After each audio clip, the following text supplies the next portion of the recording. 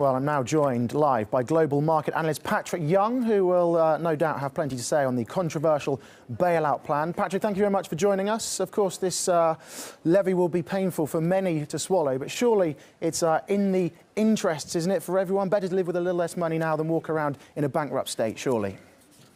Of course, it's always going to be better to be living in a state that's solvent and not bankrupt. But I think the question that must be on the lips of every single Cypriot saver today is the idea of why did they have to pay and why do the bondholders not have to pay? That is what is inherently so physically wrong with this deal as proposed. You see, bonds, government debt, and so on, those people are investors. They take a risk. Ultimately, it should be a relatively safe investment, but in this case, it's all gone horribly wrong. What is appalling about this particular instance is that the European Union, the Eurozone, have taken a step forward beyond their previous policy where they always said individuals will not be harmed. We will not take money out of the mouths of pensioners. And actually, they've done that. They're stealing money from pensioners, from savers, in order to support bondholders, which of course is the great hypocritical irony of this, because essentially you've got nations like Germany turning around and saying,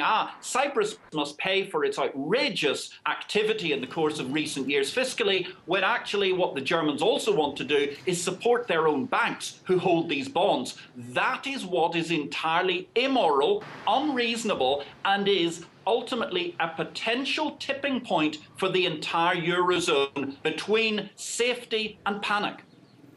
And obviously, the Cypriots are unhappy, but is there a danger that they could be slapped in the face twice? Could this lead to further austerity? Could this be the tip of the iceberg?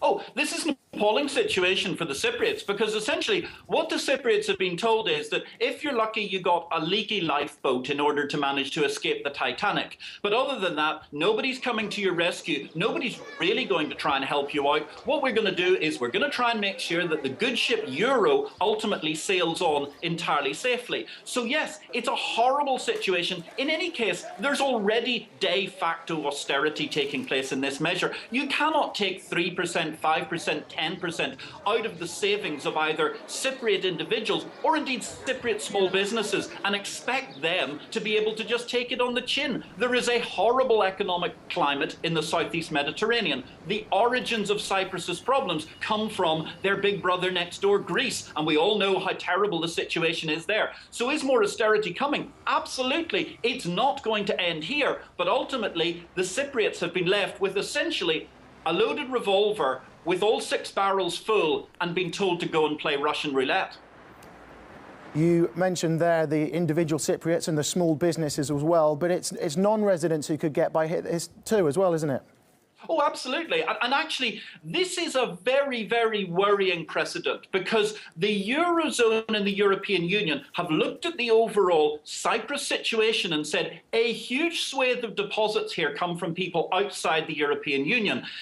And whether they've done it entirely cynically or whether they've done it entirely consciously, we can never be absolutely clear. But there certainly looks to me to be a lot of politics behind this move. Essentially, the Eurozone, the European Union have said, who can we manage to take a haircut from that are actually not our citizens, not our voters, or not our beleaguered banks who are largely incompetent? That also is a terrible precedent to set, because ultimately, any banking system is reliant upon foreign deposits, and all foreigners, whether they're Russian corporates, Russian oligarchs, or whoever they are, it matters not one iota, because the whole point is that from today on, people will be aware that there is a precedent for burning investors who want to hold the euro. And that is not good for the status of the euro, for the status of the Eurozone, and indeed for any bank in the European Union that has foreign deposits.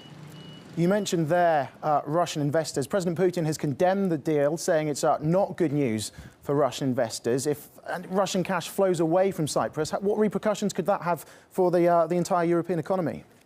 Well, look, what we're seeing here is the idea that President Putin is absolutely correct. I mean, what he's seeing from his perspective is essentially there has been a smash and grab armed robbery over the weekend by a group of people based in Brussels and around the Eurozone who've decided to steal money from Russian citizens, Russian businesses, and so on. What is that going to mean? First of all, obviously, these people are going to lose money, so they're going to have less money to invest. That's a problem. That's a huge problem, whether you're a boutique in Knightsbridge in London which enjoys the fortunes of oligarchs, whether you're potentially one of the many football teams or sports franchises they own within the European Union. But ultimately, for business per se, it's a very bad sign, because right now in Moscow, people are going to be looking at where are the safe places to place their funds.